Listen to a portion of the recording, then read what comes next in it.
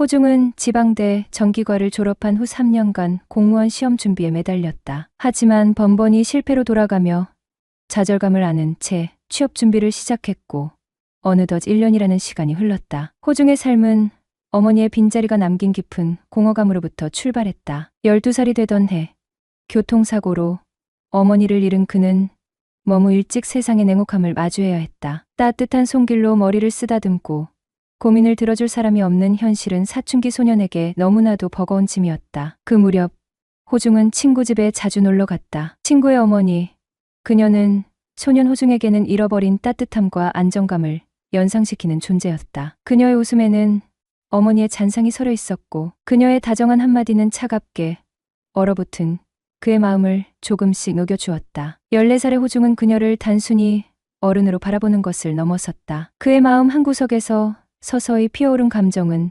단순한 존경이나 우정이 아닌 연인에 대한 감정이었다. 대한 동경은 어머니에 대한 그리움과 맞물려 더욱 깊어졌고 이는 호중의 연애관을 형성하는 데 결정적인 영향을 미쳤다. 호중은 또래 친구들과 달리 연애를 쉽게 시작하지 못했다. 그는 사람을 좋아해도 다가가지 못했고 감정을 드러내는 데 서툴렀다. 친구들 사이에서 호중은 무슨 철벽남 같다는 농담이 나왔지만 사실 그는 쉽게 다가가지 못하는 자신이 답답하기만 했다. 어머니의 부재로 인해 애정을 주고받는 법을 배우지 못한 그는 사람들 사이에서 쉽게 거리감을 느끼곤 했다. 그러던 어느 날 29살이 된 호중은 자신의 인생에서 가장 특별한 기적을 마주하게 된다. 친구의 어머니, 사춘기 시절부터 그의 마음을 채웠던 그녀와 뜻밖에도 연인 관계로 발전하게 된 것이다.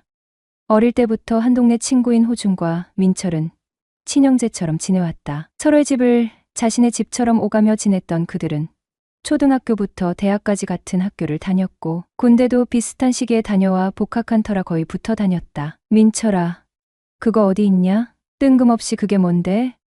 내 노트북. 얼마 전에 빌려갔잖아. 내 방에 있지. 민철에게 전화를 건 호중은 노트북이 민철의 집에 있다는 사실에 난감한 표정을 지었다. 야, 그럼 이따 우리 집에 좀 갖다 줘라. 내일 모레 시험이야. 안 돼. 나 오늘 학과 애들이랑 경주에 가야 해. 경주에 간다는 소리에 호중의 눈이 커졌다. 2박 3일 후에나 갖다 줄 수 있을 거다. 여보세요. 왜 대답이 없어? 그럼 지금 집에 누가 있냐? 몰라. 너도 알잖아. 낮에 집에 아무도 없는 거. 그래. 이따 밤에 가던지. 지금 가라. 나 1시간 후에 출발이라 움직일 수가 없어. 그래도 너 없는데 어떻게 가? 싱겁긴 언제 네가 그런 거 가렸냐? 비밀번호 알려줄 테니 그냥 들어가서 가져와. 그래. 그럼 지금 갔다 와야겠다. 일전에 밤에 니네 집에 갔다가 너의 마더에게 한 소리 들었잖아. 취업 준비도 안 한다고. 하긴 요즘 들어 우리 엄마가 잔소리가 심해졌더라. 아무래도 갱년기가 왔나 봐. 허허. 그래. 알았어. 전화를 내려놓은 호중은 방바닥을 서성이며 지금 갔다 올 것인지 아니면 밤에 갈 것인지를 생각하고 있었다. 어릴 때부터 한 동네에서 서로 한부모 밑에서 커온 터라 민철의 엄마는 호중에게 엄마와 같은 존재였다. 서로 누구의 자식이라고 생각하지 않고 야단을 치고 또 그렇게 하길 바라며 대해왔다. 그렇기에 호중 역시 민철의 엄마를 만나 좋은 소리를 듣지 못한다는 것을 잘 알기에 고민하고 있었다. 어떻게 하지? 괜히 밤에 갔다가 한 소리 들으면 에이, 지금 가자. 한 소리를 듣기보다는 민철의 모친이 없을 때 갔다 오는 게 속이 편한 호중은 민철의 집으로 향했다. 똑같이 달 동네에 살았건만 민철의 모친은 무슨 일을 했는지 이제는 제법 번듯하게 살아가고 있었고 호중은 그런 민철의 집이 부럽기만 했다. 민철이 알려준 비밀번호를 누르고 아파트 문을 열고 들어서서는 그대로 민철의 방으로 들어가 책장 위에 놓여진 노트북을 찾았다. 여기 있었네. 노트북을 찾은 호중은 뒤걸음질 치듯 민철의 침대에 걸터 앉아 천천히 몸을 뒤로 젖히고 있었다. 야, 침대 새로 샀나 보네. 호중은 민철의 푹신한 매트리스에 들어 눕자 너무 편안해 잠이 절로 왔다. 눈꺼풀이 무거워지며 그렇게 잠이 들고 말았다. 얼마나 잠들었을까. 창문 밖 하늘은 이미 검은 빛을 발하고 있었다. 에이, 지금 몇 시야? 나 참 내일 모레 시험인데. 후다닥 침대에서 일어난 호중은 옆구리에 노트북을 끼고 민철의 방을 나서다가 그만 숨이 멈추는 듯 했다. 아주머니, 발그레한 불에 개슴칠에 눈을 뜨는 민철의 엄마. 미숙은 호중을 바라보고 있었다. 어머, 이게 누구야? 호중이 와 있었네. 안 그래도 현관에 처음 보는 신발이 있길래 뭔가 했네. 미숙은 혀를 차며 거실 앉은 뱅이 테이블에 턱을 괴며 혼술을 하고 있었다. 얼마나 마셨는지 미숙은 연신 고개를 떨구고 있었다. 미숙의 그런 모습에 또 만나지 말아야 할 사람을 만나 놀란 호중의 숨은 이미 턱까지 올라와 있는 상태였다. 그는 그대로 서서 미숙을 바라보고 있었다. 앉아 지붕 내려앉지 않으니까 너도 마실래? 한쪽 팔에 얼굴을 지탱하며 미숙은 서 있는 호중을 올려다보고 있었다. 멀뚱하게 서 있는 호중의 머릿속은 복잡하기만 했다. 벌쭘하게 미숙의 앞에 다가선 호중은 머리를 긁으며 앉았다. 그는 미숙을 바라보았다. 저기 아줌마. 응, 왜? 너도 술 마실 줄 알잖아. 한잔 할래? 단숨에 술잔을 비우는 미숙은 호중에게 잔을 채워 건네주었다. 너 술 마실 줄 아니? 호호호호, 내가 취했나 봐. 우리 민철이하고 친구인데 내가 무지 많이 취했나 보다. 너한테 술이나 권하고 니네 아빠가 알면 날 욕하겠다. 호호. 넌 언제 취직하냐? 우리 민철이는 답사다. 뭐다 하며 취직할 생각을 안 하니 원. 한다고 나름 열심히 면접 보러 당기는데 쉽지 않네요. 미숙은 그런 호중을 물끄러미 바라보고 있었다. 호중의 이야기를 듣고 있던 미숙은 양손으로 테이블을 잡으며 일어서려 했다. 그러나 균형을 잃었는지 그대로 옆으로 쓰러졌다. 용수철이 튕겨오르듯이 호중은 몸을 날려 머머진 미숙을 등 뒤에서 손을 앞으로 넣어 일으켜 세웠다. 괜찮으세요, 아줌마? 손을 허공에 저으며 미숙은 괜찮다. 아프지 않다라는 말을 연신해댔다. 미숙을 일으켜 세운 호중은 미숙의 팔에 팔짱을 끼고 그녀를 바라보았다. 술에 취한 미숙은 중심을 잡으려고 했지만 연신 비틀거리며 앞으로 한 걸음 한 걸음 발을 옮기고 있었다. 손을 내저으며 미숙은 됐다라는 말을 했지만 호중은 그녀를 안방 앞까지 부축하였다. 정말 괜찮으세요? 고개만 끄덕이며 미숙은 그대로 방문을 열고 안으로 사라졌다. 미숙이 방문을 닫자 호중은 미숙에게서 싫은 소리를 듣지 않아서 그런지 안도의 한숨을 내쉴 수가 있었다. 휴, 10년 감수했네. 긴장을 해서 그런지 호중의 이마엔 굵은 땀방울이 맺혀 있었고 그는 손으로 땀을 닦다가 테이블 위에 올려진 술병을 보고 놀랐다. 야, 이건 비싼 건데. 술병을 쳐다보고는 안방문을 쳐다보는 호중은 뚜껑이 열린 술병에 코를 대고 향을 맡아보고는 회심의 미소를 띄웠다. 야, 냄새 죽인다. 술잔에 술을 채우고는 혀를 길게 매밀어 술을 혀끝에 대보는 호중은 감격에 찬 표정을 지었다. 잔을 채우며 향을 맡아보며 홀짝홀짝 술을 비우던 호중은 연신 감격의 표정을 짓고 있었다. 얼마를 마셨을까?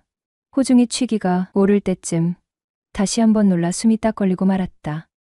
향을 음미하며 술잔을 반쯤 꺾을 때쯤 안방문이 슬그머니 열리며 미숙이 나오고 있었다. 단지 미숙이 나와서 놀란 것이 아니라 미숙의 차림에 호중은 더 놀랐다. 아래의 실크로 된 홈드레스 검은 원피스를 입은 미숙은 호중이 없다고 생각하는지 그 차림으로 화장실로 들어서고 있었다. 잠시 후 컥컥거리며 미숙이 토하는 소리가 들렸다. 연속적으로 캑캑거리는 소리와 물이 내려가는 소리가 들리다가 갑자기 조용해지고 호중의 모든 신경은 화장실로 쏠렸다. 한참을 귀를 기울여 보았지만 고요함만 찾아오고 호중은 반쯤 열려진 목욕탕으로 몸을 옮겼고 안을 빼꼼히 쳐다보던 호중이 쏜살같이 목욕탕 안으로 들어갔다. 괜찮으세요, 아줌마?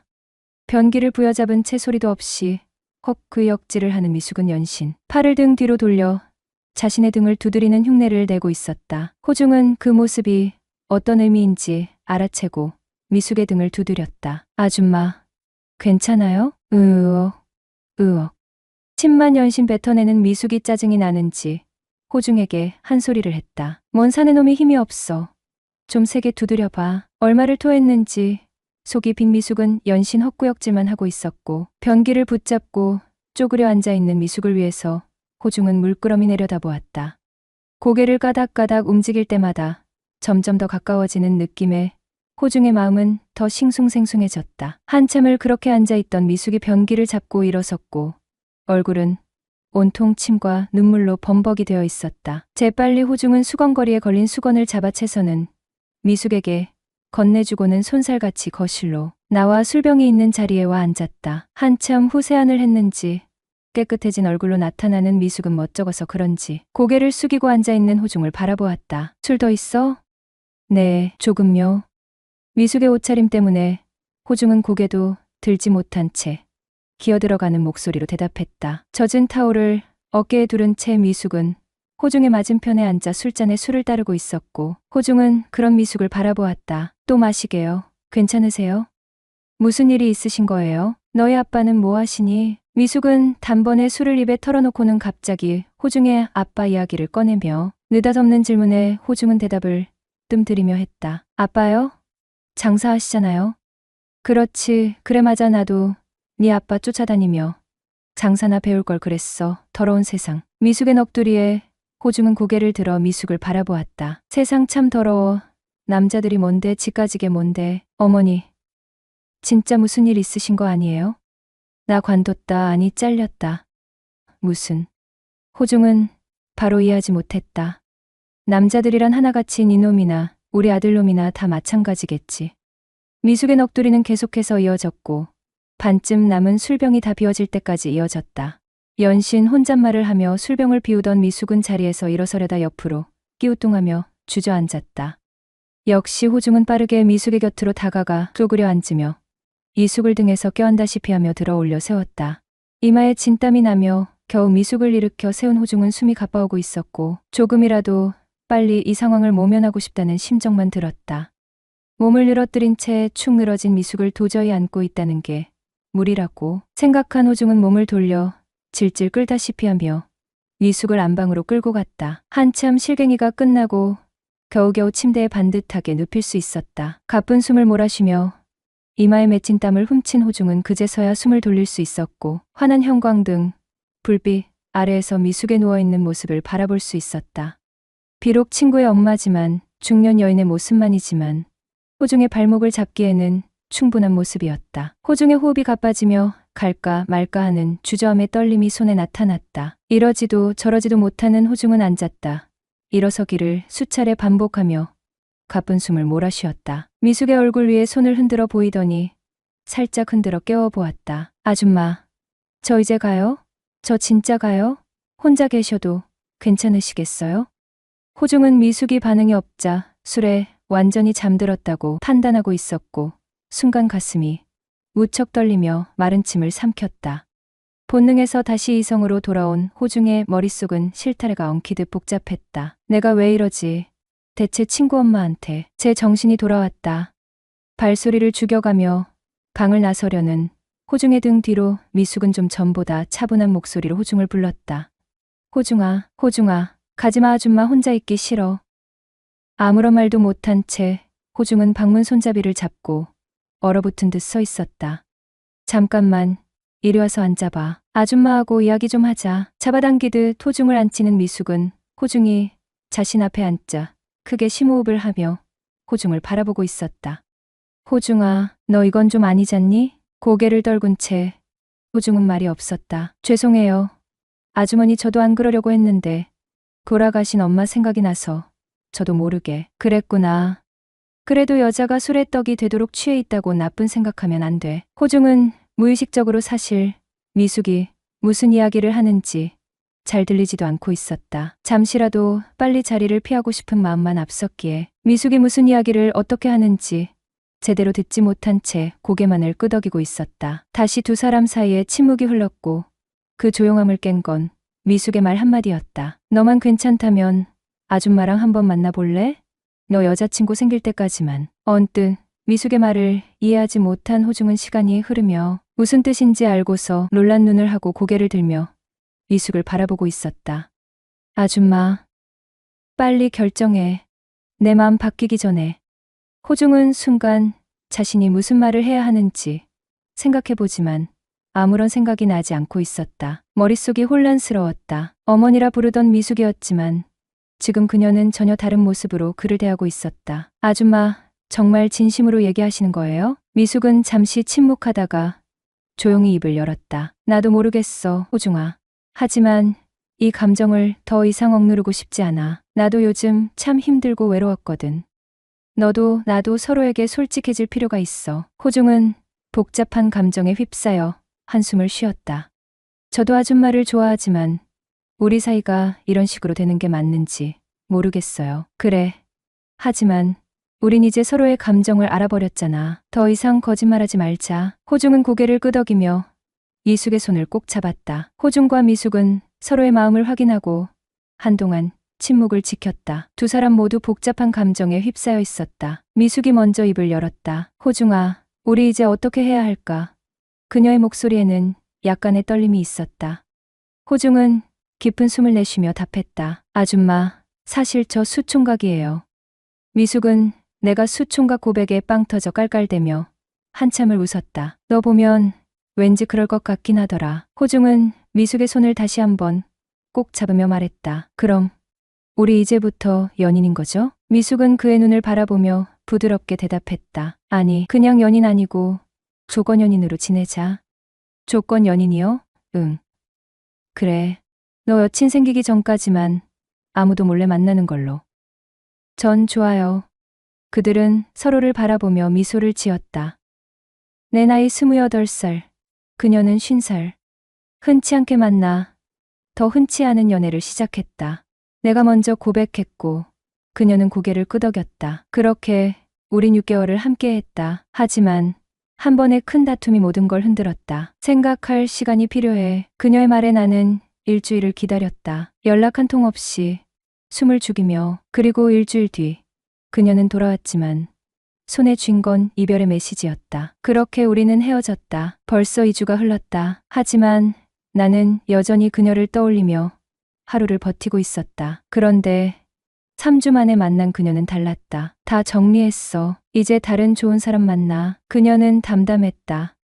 현실적인 연애를 해야 한다며 재혼할 사람을 만나야 하는데 너와는 그게 안 될 것 같아. 그리고 나이 차에 대한 죄책감이 그녀를 더 괴롭혔다고 했다. 나는 아무 말도 할 수 없었다. 아니, 할 말은 너무 많았는데 꺼낼 자신이 없었다. 그녀는 이미 결정을 내렸고 나는 그저 그 결정을 받아들일 사람일 뿐이었다. 어떻게 해야 할까? 포기해야 하는 걸까? 하지만 마음이란 게 이렇게 쉽게 접을 수 있는 게 아니라는 걸 나는 그녀를 통해 배웠다. 이별 앞에서의 나는 아직 그녀를 사랑하는 28살 청년일 뿐이었다. 그리고 그녀는 새로운 출발을 선택한 50살의 여자일 뿐이었다. 이제 나는 그녀의 선택을 존중할 차례일까?